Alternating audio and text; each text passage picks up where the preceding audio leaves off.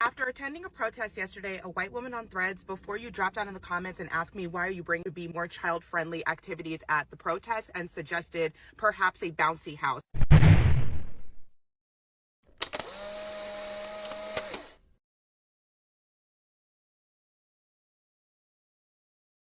What happens when a protest meant for justice turns into a weekend outing with year reviews and requests for bouncy houses? Yeah, you heard that right.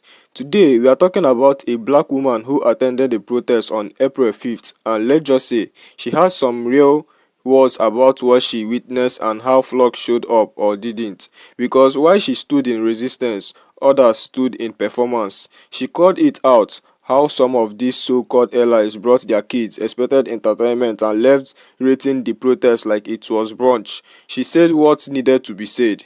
There is no skin in the game, no real sacrifice, and no understanding of the cost black people have paid for justice in this country. We are breaking down her message, why she said POC solidarity doesn't exist, and the deeper truth behind performative activism. So buckle up because this isn't your feel-good revolution recap. This is uncomfortable, raw, and necessary. Let's get into it. Tell you what it all boils down to is that that white woman clearly has not deconstructed her internalized racism due to systemic racism here in America brought on by the Jim Crow laws. And I mean, honestly, our Constitution was designed to keep our feet on the throat of the Black Americans that were enslaved and indentured into this fucked up autocracy that we all are currently experiencing. And white women are so damn disillusioned to them being the whole motherfucking problem. And I can show you some books. Hold on. If you are on the side of that woman thinking a bouncy house is the right place, this is the book you need to start reading right now. And this is quite literally the state of America because of dumb white women. And I'm so tired of it. I am tired of us. Stop it. Do better.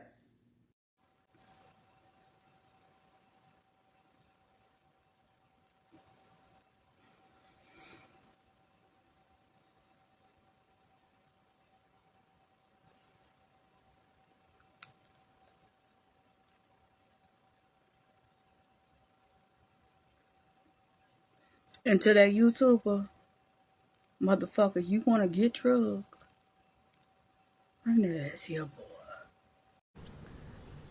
Go back and hear what it says, and it's really disheartening. But it also like brings back to something I said in one of my previous, when I say POC solidarity does not exist, because these are the children or the grandchildren of the so-called hippies, of the Quakers, of the abolitionists. These are your allies. These are your comrades. These are the people who say that they want change and they really don't. These are your chaperones. Chappelle, whatever her name is. And like, they play in our face every fucking day, telling us that we need to rise up and nobody wants segregation, but they really do, because you're not doing anything to fight it. Because how can you fight and you asking for a bouncy house? I mean, I just really want black people to be like, because I can't, like, I can't mobilize us. You know what I'm saying? And nor can I press upon y'all my opinions. But time is circular. They say if you don't do it now, it bounds to repeat itself. And we're very much seeing in real time a couple of historic events. You know what I'm saying? Like, I'm not trying to get, flag violated or demonetized.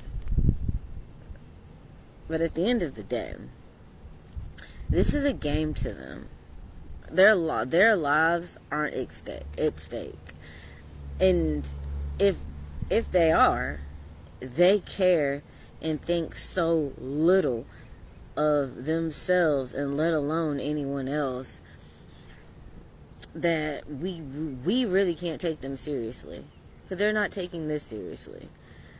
So stay home, tan, sleep, eat properly, drink water, please. Don't be out there in these shenanigans. It's not a safe or a fun environment. It's really not. So let me get this straight. Some of you that went to these so-called protest marches on Saturday, April the 5th, were bored, and your children were bored, and you said they should have had a bouncy house or something like that, and you expected black people to go in to march with you when our people have been beaten, maimed, had dogs sicked on them, water hoses turned on them, been jailed, lost their livelihoods, lost limbs, and worse for your performance on Saturday. There's a big delineation between resistance movements that my people participated in and these Broadway shows off Broadway, because they weren't even good, that you all do. And that's why we're not pulling up in droves to stand with you. Because whereas you can do all of that and not one police officer attacks you and you don't lose nothing, you don't have no skin in the game. When it comes to us, it will be violent. And we know that. We've seen it play again and again. This is a movie we've already seen, and we don't want to see the sequel. Tomato, tomato, tomato. We can't take you serious because you don't have any skin in the game. What are you really giving up here in your resistance? You gave up a little Saturday to stand around and perform and say you were bored. This woman literally went online to rate the protest that she went to, but she would do it again. You think that's how change happens? Revolution, that's not it. That's not it. But then you want to holler about, I didn't vote for this. You absolutely fucking did. And when you didn't vote for it, what did you do to counteract these things? Because these things been happening. This has been our reality since before the inception of this country. We have been oppressed in these systems. What have you done to dismantle them? What have you done to give resources to the people that are fucking old? We are old. Our people work these lands. Y'all would not have what you have if it weren't for our people. So what have you done of merit? Since y'all want to talk about meritocracy, where's the merit? There is none. Miss me with that bullshit. What we witnessed on April 5th wasn't a protest, it was a parallel of one, and the commentary from a black woman who attended the event cut through the nose like a blade. She didn't come to entertain, she came to observe, and unfortunately, what she saw was a crowd more concerned with vibes than with revolution. This is not new, but it's exhausting. When she said people were bored and that their children were bored, asking for bouncing houses at a protest, she wasn't just venting, she was highlighting the widening gap between performative activism and actual resistance. There is a deep generational historical wound here, and it cannot be healed with Instagram stories, catchy slogans, or protest selfie.